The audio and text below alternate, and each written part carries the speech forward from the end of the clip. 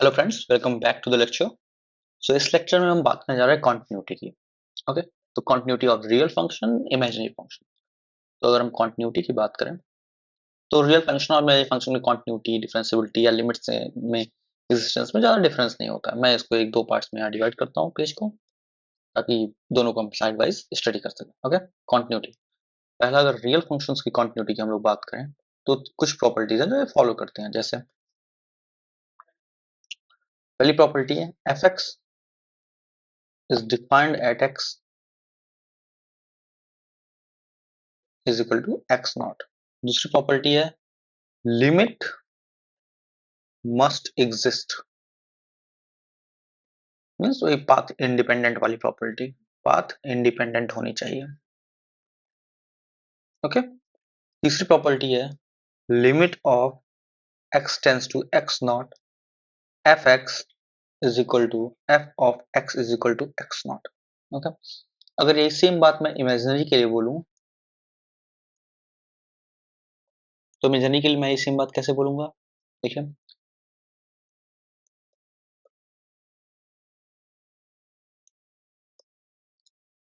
F Z is defined at z is equal to z naught, पहला point. दूसरा point क्या है? Path independent होना चाहिए limit.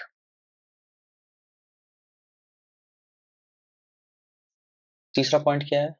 Limit z tends to z naught F Z is equal to F of z is equal to z not.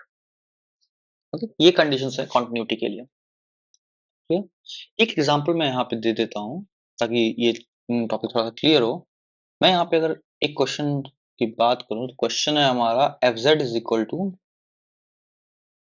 Z minus sine Z by Z cube and 1/6। ये हो जाएगा z is not equal to 0 and this one is equal to z is equal to 0। Perfect. Continuity अब check करेंगे हम। तो सबसे पहले F Z limit z tends to 0, ये बन रहा है 0/0 का फॉर्म, राइट। तो अब क्या करेंगे, याद कीजिए 0/0 का फॉर्म बने तो फाइव और जी डैश कर लेते थे हम, उसके बाद फिर से लिमिट पुट करते हैं। तो अभी अगर हम इसको ऊपर नीचे डिफरेंशिएट कर दें तो it will B 1 minus cos Z upon 3z square. Okay, और ये रहा लिमिट z टेंस टू 0। अगर अभी भी 0 पुट करेंगे अभी भी 0/0 का फॉर्म बनेगा। फिर से डिफरेंशिएट करेंगे इसको तो लिमिट z टेंस टू 0 हो जाएगा sine z upon 6z। Okay, sine z by 6z। अभी अगर मैं लिमिट z टेंस टू 0 लगाऊं तो सॉरी, साइन z था, फिर cos z में कन्वर्ट हुआ, यप, और फिर साइन z में कन्वर्ट हुआ। तो अभी भी अगर मैं यहाँ पे लिमिट लगाऊं तो अभी भी 0/0 का ही मुझे दे रहा है। तो एक बार और फिर से इसको डिफरेंशिएट करो, यहाँ पे फिर से 0/0 का ही फॉर्म मुझे मिल रहा है। तो limit z tends to 0 then it will be cos z by 6। अभी अगर मैं यहाँ पे 0 पुट करूं तो इट विल बी 1/6। ओके, तो अगर आप देखिए z इज इक्वल टू 0 पे 1/6 है and z is equal to naught is equal to 0 पे भी 1/6 है। मतलब मैं राइट से आऊं लेफ्ट से आऊं किसी तरफ से आऊं 1/6 ही वैल्यू मुझे मिल रही है। तो this is differentiable. Okay, this is differentiable. Perfect. sorry, this is continuous, not differentiable, this is continuous. Okay, this is continuous. अगर हम डिफरेंशियबिलिटी की बात करें तो डिफरेंशियबिलिटी की बात में ज्यादा एक ही चीज एक्स्ट्रा आ जाती है। मैं यहीं पे ऊपर ही लिख देता हूँ इसके पॉइंट को भी। अगर मैं यहाँ पे डिफरेंशियबिलिटी की बात करूँ तो रियल पार्ट फंक्शन तब डिफरेंशिएबल होता है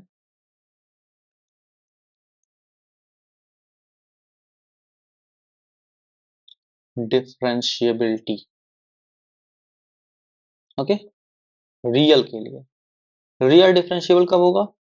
रियल तब डिफरेंशिएबल होगा तो F dash X is equal to limit S tends to 0 F X plus H minus F X by H exist करेगा। ओके, और अगर मैं इमेजिनरी की बात करूं तो F dash X is equal to limit F dash Z हो जाएगा। F dash Z is equal to limit z tends to 0 f of z plus delta z minus of fz upon delta z exist। तो ये ऐसे functions differentiable भी होंगे। Okay, तो आप check कर सकते हो कि फंक्शन कौन सा डिफरेंशिएबल है, कौन सा कॉन्टिन्यूअस है। इस फॉर्म से आप डायरेक्टली चेक कर सकते हो। कुछ बेसिक पॉइंट्स मैं यहाँ पे नोट डाउन करा देता हूँ जिससे आप डायरेक्टली पता कर सकते हो कि फंक्शन डिफरेंशिएबल है कि नहीं। ओके, पहले पॉइंट, समेशन के ए के जेड टू द पावर के फॉर्म्स, कोई भी फंक्शन हो अगर वो इस फॉर्म में हो तो they are always differentiable, always differentiable. Like sine Z function form, sorry sine Z जो होता है इसका एक्सपेंशन अगर आपको याद हो तो z minus Z cube by 3 factorial plus z to the power 4 by sorry 5 by 5 factorial and so on. cos z 1 minus z plus 1 minus z square by 2 factorial plus z to the power 4 by 4 factorial and so on. Okay, cos hyperbolic z 1 plus z square by 2 factorial plus z to the power 4 by 4 factorial and so on। ये सारे के सारे function differentiable होंगे। Okay, दूसरा point ये है यहाँ पे कि z star is not differentiable. तो कोई भी फंक्शन दे दे अगर उसमें z स्टार है तो फंक्शन सीधा नॉन डिफरेंशिएबल होगा। ये पॉइंट आप याद रखिएगा। जैसे एक फंक्शन मैं यहाँ पे आपको बोलता हूँ जिसमें z स्टार हो, मीन्स लेट्स से मैं एक फंक्शन यहाँ पे आपको देता हूँ, ये 1 plus X 1 minus X plus I Y to the power 4 2 plus X plus I Y to the power 6। ये फंक्शन डिफरेंशिएबल है कि नहीं, ये क्वेश्चन। ओके, आप कैसे बताओगे? फंक्शन को देखो, आप इसको लिख सकते हो 1 minus Z star to the power 4 1 plus Z to the power 6 10 it contains Z star. अब जेड स्टार है तो ये नॉन डिफरेंशिएबल हो गया। ओके, कंप्लीटली नॉन डिफरेंशिएबल हो गया, सिंपल। तो आप इजीली चेक कर सकते हो कोई फंक्शन डिफरेंशिएबल है कि नहीं है बस पुटिंग सिंपल थिंग्स। ओके, तो ये अभी तक हमने जितनी भी बात की वो सारी बातें सिंपल कॉम्प्लेक्स एनालिसिस को लेके थे, कॉम्प्लेक्स नंबर्स को लेके था कि कॉम्प्लेक्स नंबर क्या होते हैं, उसके बाद कैसे वर्क करते हैं, आर्गुमेंट्स क्या होते हैं, ये सारी चीजें क्या होती हैं। अब हम लोग इंटर करने वाले कॉम्प्लेक्स एनालिसिस पार्ट में। Okay, complex analysis. अब देखिए कॉम्प्लेक्स एनालिसिस में जो सबसे पहली चीज हम पढ़ेंगे वो है CR equation, that is also called as Cauchy Riemann equation. CR equation कैसे है? तो हमारे पास फंक्शन है, लेट्स से fz है हमारा कुछ u of x y plus i of v of x y, या इक्वल हम करते हैं u of r theta plus v of कुछ i r थीटा, कुछ ऐसा हमारा फंक्शन यहाँ पे डिफाइंड है।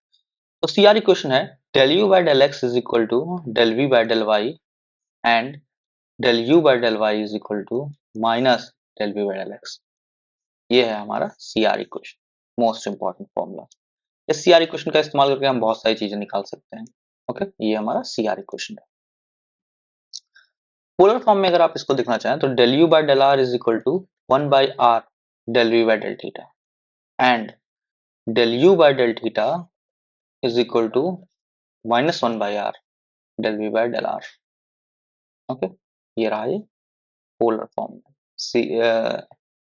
CR equation. ओके, नेक्स्ट, ये जो इक्वेशन आप देख रहे हो ये एक सफिशिएंट कंडीशन है, actually it is not a necessary condition. Okay, ये सफिशिएंट कंडीशन में ये सारे जो वेरिएबल्स हम लोग यहाँ डिफाइन कर रहे हैं, मतलब del u by del x, del u by del y, del u by del x, ये सारे सारे कॉन्टिन्यूअस वेरिएबल्स हैं, कॉन्स्टेंट फंक्शंस हैं और डिसकंटीन्यूअस फंक्शंस नहीं होने चाहिए। ओके, जैसे मैं अगर एक बात करूं fz इज इक्वल टू, एक क्वेश्चन यहाँ लिखूं fz is equal to e to the power z is equal to e to the power x plus I y. अगर मैं यहाँ पे लिखता हूँ तो ये हो जाएगा e to the power x plus e to the power i y, sorry into i e to the power i y. Okay, मतलब मैं लिख सकता हूँ इसको e to the power x अगर मैं कॉमन ले लूँ तो cos y plus I sin y means e to the power x cos y plus e to the power x I sin y। ठीक है, ये हो गया हमारा फंक्शन। तो इसमें ये part real part u, imaginary part p। Okay, तो u और v हम ऐसे सेपरेटली डिफाइन कर दिया। अब अगर हम del u by del x निकालते हैं तो ये हो जाएगा e to the power x cos y। Okay, और अगर del v by del x निकालते हैं तो ये हो जाएगा e to the power x sin y। और del u by del y अगर निकालें तो del u by del y अगर निकालें तो ये हो जाएगा minus e to the power x sin y। और del v by del y अगर निकालें तो हो जाएगा e to the power x cos y। Okay, तो देखो del u by del x is equal to del v by del y and del u by del x की condition यहाँ पे CR इक्वेशन का फॉलो कर रहा है। Then this is a analytic function. CR equation का use हम लोग क्यों करते हैं, ये क्वेश्चन मैंने इसलिए बताया कि आप ये जान सको CR इक्वेशन का यूज क्यों करते हैं। आपको एक फंक्शन दे देगा, ओके, वो बोलेगा that function will be analytic और नॉट, वो फंक्शन एनालिटिक है कि नहीं है। Okay, that's why we are using CR equation. अभी एनालिटिक फंक्शन क्या होता है, अभी क्वेश्चन यहाँ पे ये उठता है कि एनालिटिक फंक्शन क्या होता है।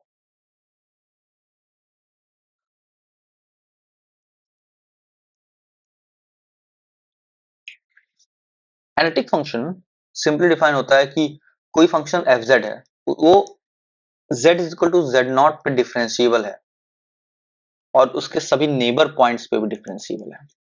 मीन्स हमारे पास एक डोमेन है, उस डोमेन के अंदर जितने भी पॉइंट्स हैं उन सभी पॉइंट्स में हमारा फंक्शन डिफाइंड है एंड उस सभी पॉइंट पे हमारा फंक्शन एक फाइनाइट वैल्यू देता है, इनफाइनाइट वैल्यू नहीं देता है। अगर ऐसा कोई कंडीशन बने then it is called as analytic function. Okay, means इस डोमेन के अंदर सभी पॉइंट्स पे वो फंक्शन डिफाइन होना चाहिए, सिंपल सी बात है। ओके, तो जितने भी फंक्शंस होंगे ए के जेड के फॉर्म के वो सारे के सारे एनालिटिक होंगे, जितने भी ये फंक्शंस होंगे, क्योंकि ये सारे के सारे डिफाइंड होंगे for whole real number domain. Okay, वो सारे के सारे एनालिटिक होंगे। ओके, अब यहाँ पे जो डोमेन की मैं बात कर रहा हूँ, यहाँ पे डोमेन है तुम्हारा आर्गन प्लेन। आर्गन प्लेन क्या होता है, Argand plane means x y plane, means x y plane, means x is the real plane and y is the imaginary plane. Okay, this is the Argand plane. So this is, ये plane में हर एक point पे, इसमें मैं एक circle ले लूं, ठीक है, इस सर्कल में अंदर जितने पॉइंट है सब पे ये फंक्शन, हमारा फंक्शन कॉन्टिन्यूअस डिफरेंशिएबल होना चाहिए, सॉरी डिफरेंशिएबल होना चाहिए सब पे। ओके, अगर डोमेन हम अपना चेंज भी कर सकता हूँ, मैं एक स्क्वायर ले सकता हूँ, इसके अंदर मेरा सारा फंक्शन डिफरेंशिएबल होना चाहिए। अगर ऐसे कंडीशंस बन रहे हैं तो हमारा फंक्शन एनालिटिक है, नहीं तो नहीं है। ओके, और जिन पॉइंट्स पे फंक्शन हमारा एनालिटिक नहीं है उन्हें हम बोलते हैं सिंगुलर पॉइंट्स। इस बात को याद रखिए। Okay, functions points in which function is not analytic, points in which function is not analytic, function is not analytic, generally उस पॉइंट पे हमारा फंक्शन इनफाइनाइट हो जाएगा। जैसे अगर मैं लिख रहा हूँ sine, sorry 1 by z square z, तो क्लियरली जेड की सारी वैल्यू पे ये फंक्शन एग्जिस्ट कर रहा है, लेकिन अगर मैं जेड इक्वल टू 0 पुट करता हूँ तो ये फंक्शन इनफाइनाइट होगा। Z equal to 0 is a singular point for this function. Okay, इस फंक्शन के लिए जेड इक्वल टू 0 एक सिंगुलर पॉइंट हो जाएगा। ओके, अगर मैं लिख रहा हूँ z upon e to the power z minus 1 तो हमारे पास फंक्शन इज इक्वल टू 0, मतलब ये हमारा फंक्शन अगर मैं डिफाइन कर रहा हूँ यहाँ पे। ओके, तो डिनोमिनेटर अगर 0 हो जाए तो हमारा फंक्शन इनफाइनाइट हो जाएगा। तो z e to the power z is equal to 1 means e to the power z is equal to e to the power n pi i, तो z is equal to sorry 2n pi i, तो z is equal to 2n pi, तो z is equal to 2n pi is, अब 2n पाई means z is equal to 2 pi, 4 pi, 6 pi, any value, सब singular points है। तो ऐसा कोई जरूरी नहीं है कि सिंगुलर पॉइंट एक ही हो, सिंगल पॉइंट इनफाइनाइट भी हो सकते हैं, बहुत सारे भी हो सकते हैं। तो by using this CR equation हम ये देखते हैं कि हमारा फंक्शन एनालिटिक है कि नहीं है, डिफरेंशिएबल है कि नहीं हमारे डोमेन में। ओके, और जिसपे वो डिफरेंशिएबल नहीं है वो हमारा सिंगुलर पॉइंट हो जाएगा, सिंपल। ओके, अभी जैसे एक क्वेश्चन मैं यहाँ और आपको पूछता हूँ। लेट्स से हमारे पास ux y है, that is 3x cube minus 9xy square plus 4xy। Okay, ये हमारा फंक्शन। ओके, इसका आपको एक्चुअली ये फंक्शन नहीं, ये हमारा सिर्फ रियल पार्ट दिया है। मतलब हमारे पास एफ होता है, एफ में होता है u प्लस आई वी, तो हमको सिर्फ u दिया हुआ है, बोल रहा है फाइंड v। ओके, u दिया हुआ है, फाइंड v। अब देखिए कैसे पता करते हैं हम। हमारे पास पहला रिलेशन है del u by del x is equal to del v by del Y.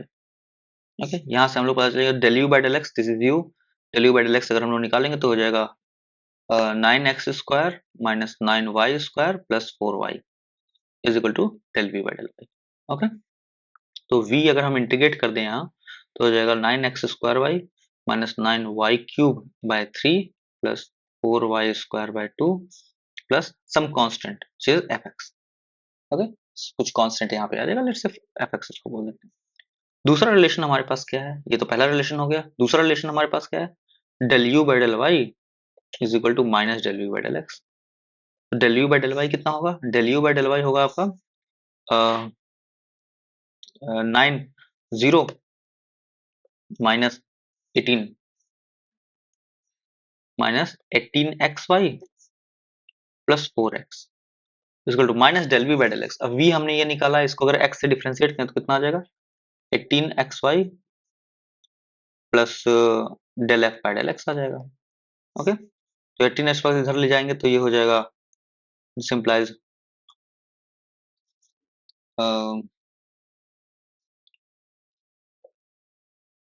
Actually कुछ something is wrong here. Okay, this is minus, right, this is minus, तो ये माइनस डेल 18xy हो जाएगा। परफेक्ट, तो ये दोनों कट जाएंगे। Now we have del F by del x is equal to 4x। Then अगर हम इसको इंटीग्रेट करें तो F we have is equal to minus 2x square plus C. Okay, या minus 2x square 4x 2x square is equal to, so there minus, sorry यहाँ पे भी minus होगा। ओके, तो आ गया ये fx, तो f आ गया, तो v में अगर हम f को पुट कर दें तो 9x square v minus 9 y cube by 3 plus 4y square by 2 minus 2x square plus c, ये हो गया आपका v। This is your v। Perfect, तो इस तरह से हम कोई एक फंक्शन दिया हो, जैसे u दिया हो, v निकालना हो, v दिया हो, vu निकालना हो, इस तरह से हम उस फंक्शन फाइंड आउट करेंगे। एक और क्वेश्चन मैं यहाँ पे लगाता हूँ, लिखता हूँ fx दिया हुआ है आपको फाई प्लस आई शाई। ओके, और फाइव दे रखा है, five is equal to x square plus 4x minus Y square plus 2y। Find psi, यही क्वेश्चन, फाइंड साई, यही सिंपल सा क्वेश्चन है। अब कैसे पता करेंगे ये? सबसे पहला तरीका, सी आर इक्वेशन है del you by del x is equal to del we by del Y. Okay, तो del you by del X means del phi by del x is equal to del psi by del Y. यहाँ पे लिखेंगे तो del phi by del x कितना हो जाएगा, 2x plus 4 is equal to del psi by del x. Okay, psi कितना हो जाएगा, sorry del psi by del y, psi कितना हो जाएगा 2xy plus 4x plus f of x. Okay, दूसरा रिलेशन क्या है हमारा, del phi by del y is equal to minus del psi by del x. Del phi by del y कितना हो जाएगा, माइनस 2y प्लस 2, ये हो जाएगा del phi by del y is equal to minus x के इसको differentiate कर दो 2y minus minus 2y minus del minus 4, sorry minus 4 and minus of del F by del x. Okay, अब इसको minus two cut गया, ये बचा 6 is equal to minus del F by del x. This implies f कितना हो गया, minus 6x। Sai कितना हो जाएगा, प्लस सी। ओके, साई हो जाएगा 2xy plus 4x minus 6x plus C. Psi हो जाएगा plus 2xy minus 2x plus C. This is your psi. Okay, 2xy minus, okay, something is wrong here guys. So अगर मैं देखूं तो del phi by del x कितना आएगा, 2x plus 4, सही है। Okay, is equal to del psi by del Y, तो psi आ जाएगा 2xy plus 4x plus fx। Fine. Del f by del y कितना आएगा? -2y plus 2 is equal to del psi by del x minus del psi by del x, तो -2y -4 plus next del f by del x। Perfect. तो ये cut जाएगा, ये आ जाएगा 6, that is also fine. x से differentiate होगा तो okay, 2xy plus 4x, sorry यहाँ पे ये दिस विल बी y, ये y होगा, दिस फॉल्ट, या सो ये होगा y।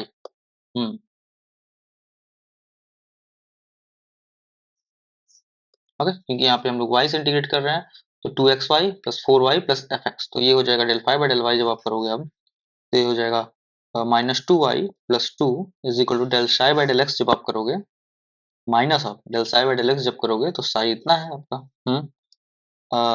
2y plus del f by del x, ये आ जाएगा। ओके, तो ये हो जाएगा -2y plus 2 is equal to -2y minus del f by del x। तो -2y से -2y कट गया, del f by del x कितना आ जाएगा? 2। This means f is equal to जाएगा 2x प्लस c। ओके, अब इस वैल्यू को अगर हम वहां पे पुट कर दें तो कितना आ जाएगा? साई आ जाएगा आपके पास 2xy plus 4y plus 2x plus c। Okay, perfect. तो ये आपका शाही आंसर। ओके, इससे करस्पॉन्डिंग और भी ऐसे बहुत क्वेश्चन हम लगा सकते हैं। और कैसे किस टाइप के क्वेश्चन आते हैं? एक क्वेश्चन इस टाइप का भी आ सकता है कि आपको एक फंक्शन दे दे, ओके, और उसमें बोले कि ए की एक वैल्यू निकालो। जैसे मैं एक फंक्शन यहाँ पे डिफाइन करता हूँ, like 1 plus X plus Y into 1 plus X minus Y plus A X square minus Y square minus 1 plus 2 I Y 1 minus X minus A X, ये फंक्शन दिया है। ओके, यहाँ पे आप देख सकते हो रियल पार्ट और इमेजिनरी पार्ट दोनों सेपरेटेड है।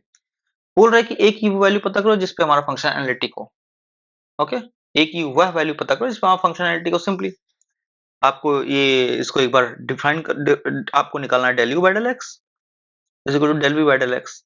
ये यूज करोगे एक बार और इसको डिफरेंशिएट करोगे तो अपने आप ए की वैल्यू यहाँ से निकल जाएगी आपकी। मैं आपको अभी यहाँ पे ए की वैल्यू बताता हूँ, ए की वैल्यू आएगी -1। आप इसको अपने से सॉल्व करो एक बार। ओके, ये एक रिलेशन आपको मिल जाएगा। एक अलग कंडीशन मैं यहाँ पे डिफाइन करने जा रहा हूँ आपको। ठीक, एक और बात है यहाँ पे। लेट्स से आपके पास सीआर इक्वेशंस हैं, you know C R equations, right? तो सीआर इक्वेशन है हमारे पास del you by del x is equal to del we by del Y. Okay, ये है आपके सीआर इक्वेशंस। अगर मैं इनको एक बार डिफरेंशिएट करूँ एक्स के रिस्पेक्ट में, तो हमारे पास आएगा del you by del X two बराबर del we by del x del Y. Okay, similarly हमारे पास है del you by del y is equal to minus del we by del x. अगर इसको मैं y के रिस्पेक्ट में differentiate करूं तो del v by del y2 is equal to minus del v by del x del y। Equation 1 and equation 2 अगर मैं दोनों को ऐड कर दूं तो मुझे एक रिलेशन मिलेगा del 2u by del x2 plus del 2v by del x2, del 2u by del y2, del 2u by del y2 is equal to 0।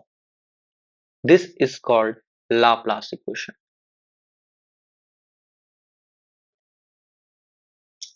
This is called Laplace equation. Similarly आप v के साथ भी equation find out कर सकते हो। क्या है v के साथ भी यही इक्वेशन आएगा, del 2v by del x2 plus del 2v by del y2 is equal to 1। This is called Laplace equation. Okay, कोई भी फंक्शन एनालिटिक हो वो लाप्लास इक्वेशन फॉलो करेगा ही करेगा। तो दिस इज आल्सो कंडीशन, कोई भी फंक्शन एनालिटिक हो। जैसे एक क्वेश्चन में यहाँ बात करूं, अगर u आपको दिया है e to the power ax cos of by, ठीक है, रियल पार्ट है। तो b की वैल्यू आपको फाइंड आउट करनी है जिसपे हमारा फंक्शन एनालिटिक हो, हर जगह एनालिटिक हो। ठीक है, b की वैल्यू पता करनी है। तो सिंपली इस तरह के क्वेश्चन जैसे ऊपर मैंने दिया था कि a की वैल्यू पता करने के लिए तो b की वैल्यू पता करनी है, तो simply del 2u by del x2 plus del 2u by del y2 is equal to 0। तो आप कर लो, ये आ जाएगा a square e to the power ax cos by minus b square e to the power ax cos ax। Okay, is equal to 0, ये हो जाएगा आपके पास b इज इक्वल टू प्लस माइनस ए आंसर।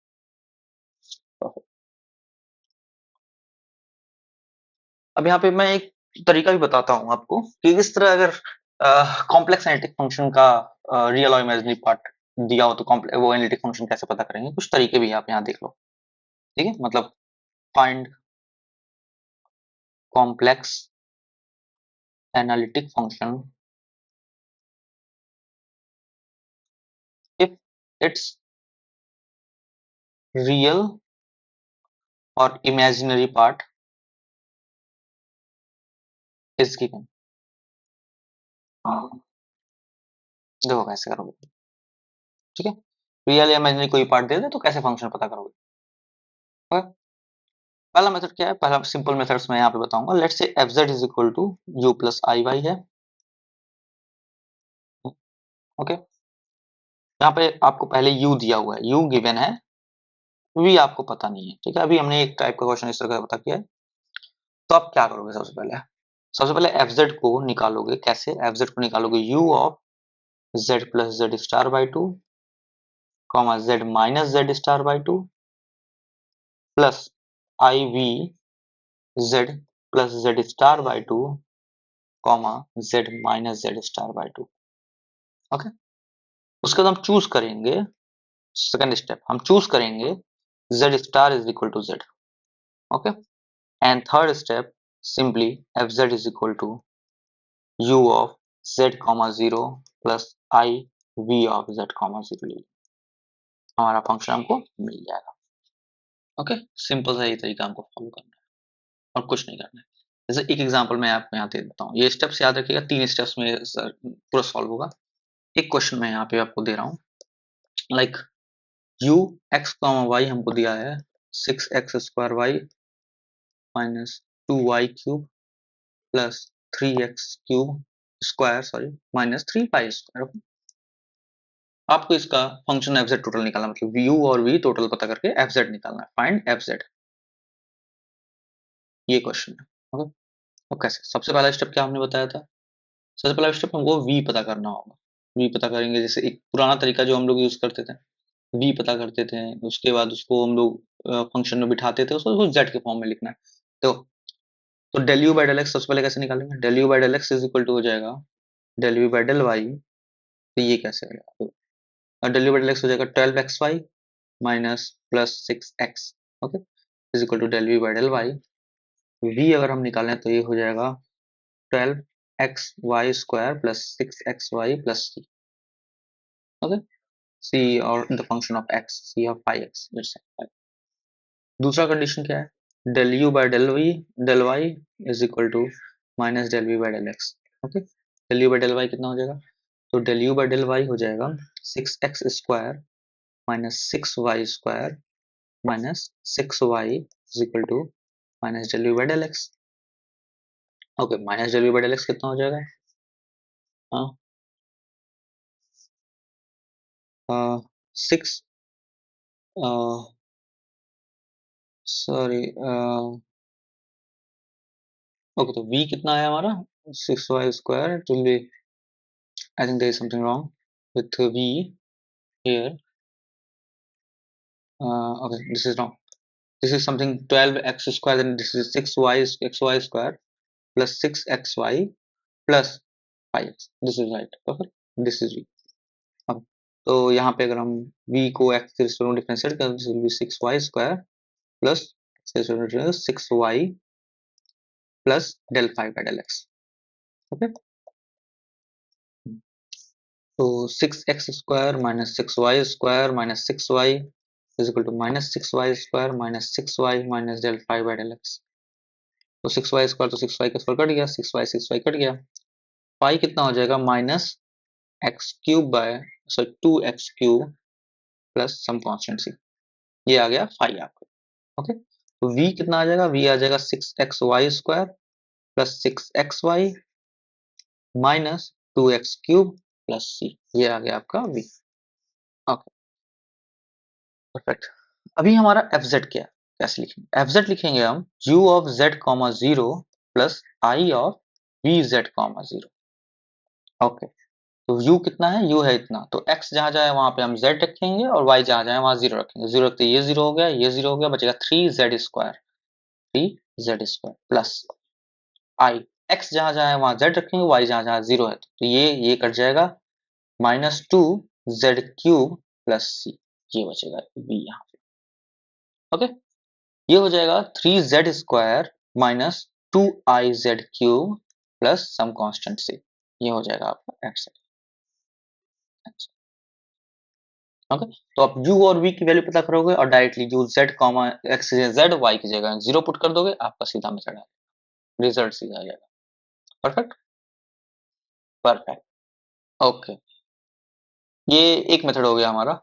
इसी हिसाब से हम और भी तरीके से हार्मोनिक, ओके, तो अभी हमने एक चीज आपको बताई कि लाप्लास इक्वेशन के बारे में बात कर रहे थे हम। तो लाप्लास इक्वेशंस का डेरिवेशन, ओके, डेरिवेशन मैंने आपको बता दिया। अब हम लोग बात करेंगे एक पावर सीरीज एक्सपेंशन की। तो अगर मैं पावर सीरीज एक्सपेंशन की बात करूं,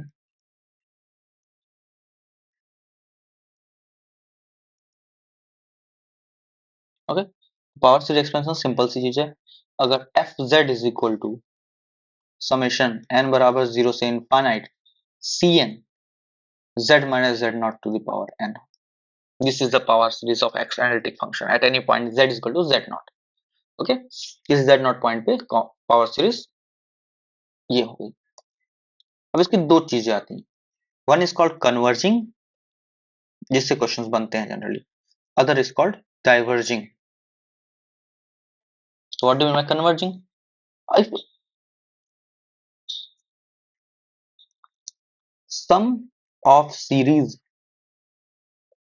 is finite, okay, सीरीज के सभी टर्म्स को जोड़ दो, फाइनाइट आया तो convergent, sum of series is infinite, infinite आया तो that will be divergent. Simple. Okay, इसका एक सिंपल सा टेस्ट होता है, मीन्स आपको चेक कर सकते हो कि फंक्शन हमारा डाइवर्जेंट है कि कन्वर्जेंट है, एक सिंपल सा टेस्ट यहाँ पे आप परफॉर्म कर सकते हो। ओके, लेट्स से आपके सारे टर्म्स ऐसे हैं, कुछ A not plus A one plus A two dot dot ऐसे कुछ आपके टर्म्स हैं। Okay, N is equal to zero से इनफाइनाइट, कुछ ऐसे टर्म्स आपके हैं। तो limit N tends to infinite A of N plus one term upon A N, यही आपको चेक करना है। अगर ये स्मॉलर देन वन हुआ तो ये कन्वर्जेंट हुआ, अगर ये ग्रेटर देन हुआ तो डाइवर्जेंट हुआ, अगर ये इक्वल टू वन आ गया तो नो कंक्लूजन, आप कोई कंक्लूजन ड्रॉ नहीं कर सकते इससे। सो अभी हमारे पास जो फंक्शन है एफ जेड वो क्या है, वो है समेशन एन बराबर जीरो से infinite C N Z minus Z not to the power n, ये हमारा फंक्शन है।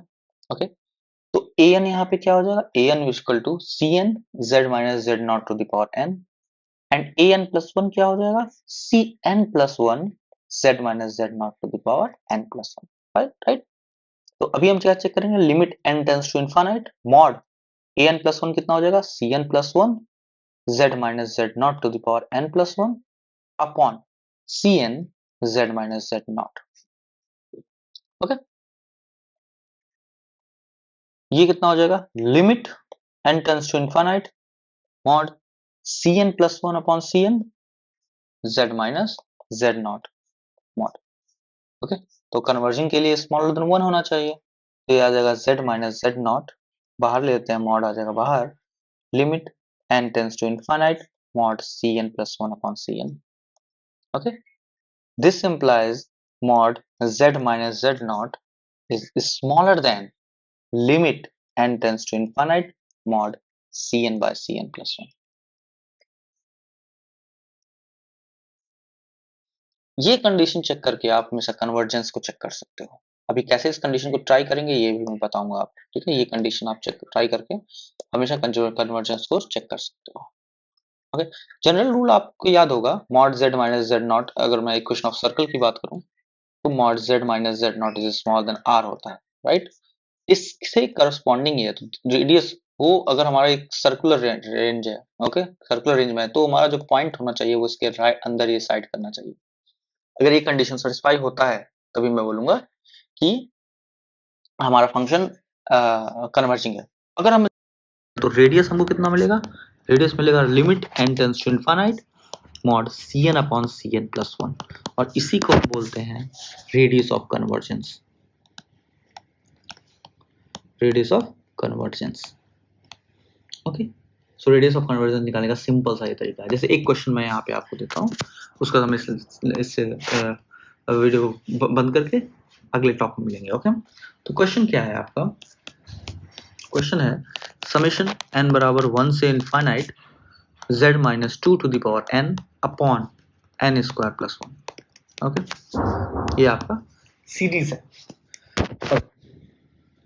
अगर मैं इसको करूं summation cn z minus z naught to the power n से कंपेयर करूं तो मुझे cn मिल रहा है 1 upon n square plus 1, z naught मिल रहा है 2। Okay, perfect. तो अब देखो, मुझे रेडियस ऑफ कन्वर्जेंस अगर इसकी निकालनी है तो रेडियस ऑफ कन्वर्जेंस की फॉर्मूला क्या है, फॉर्मूला है limit n tends to infinite mod cn upon cn plus 1। Okay, तो मॉड cn कितना हो गया, 1 upon n square plus 1 upon 1 upon n plus 1 का होल स्क्वायर प्लस 1। ओके, इसको जब मैं सॉल्व करूंगा तो लिमिट रेडियस आ जाएगा limit n tends to infinite mod, okay, तो n प्लस 1 का whole square plus 1 upon n square plus 1। Okay, is equal to limit n tends to infinite n square plus 2n plus 2 upon n square plus 1। अब मैं n square पूरे में से common ले रहा हूँ तो ये हो जाएगा limit n tends to infinite n square ऊपर से अगर कॉल लूंगा तो ये बचेगा 1 plus 2 by n plus 2 by n square upon 1 plus 1 by n square, और अगर मैं लिमिट पुट कर दूं तो ये आ जाएगा 1। ओके, ये आ गया 1। तो radius of convergence is 1। So from here we can't conclude any thing कि ये कन्वर्जिंग है कि डाइवर्जिंग है, हम ऐसा कुछ बोल नहीं सकते। ओके, हमारा जो रेडियस ऑफ कन्वर्जेंस है वो हम ये बोल सकते हैं कि ये स्मॉलर देन अगर 1 हुआ, रेडियस तो हमको 1 मिल गया है तो स्मॉलर देन हुआ तो कन्वर्जिंग होगा, लेकिन इस कंडीशन में हम कोई भी कंक्लूजन नहीं ड्रॉ कर सकते। ओके, कोई भी कंक्लूजन ड्रॉ नहीं कर सकते इस कंडीशन में। तो अभी स्मॉलर देन का क्या मतलब हुआ, एक और बात मैं फिगर से इसको और समझाना चाहूंगा आपको। ये जो स्मॉलर देन की कंडीशन हम लोग यहाँ पे ड्रॉ कर रहे हैं, इसका कंडीशन कुछ इस तरह भी होता है। अगर हमारा एक सर्कल है, लेट्स से आर्गेंट प्लेन में मैंने एक सर्कल ड्रॉ किया, अगर ये सर्कल एंटी क्लॉकवाइज मूव कर रहा है, मतलब inner region means smaller than, अगर यही सर्कल आपका क्लॉकवाइज मूवमेंट में है तो ये आउटर रीजन लेगा हमेशा। This will take outer region always, this will take outer region. इस बात को आप याद रखेंगे। और इसके साथ साथ हम ये वीडियो बंद करते हैं, मिलते हैं आपसे नेक्स्ट लेक्चर में। Thank you.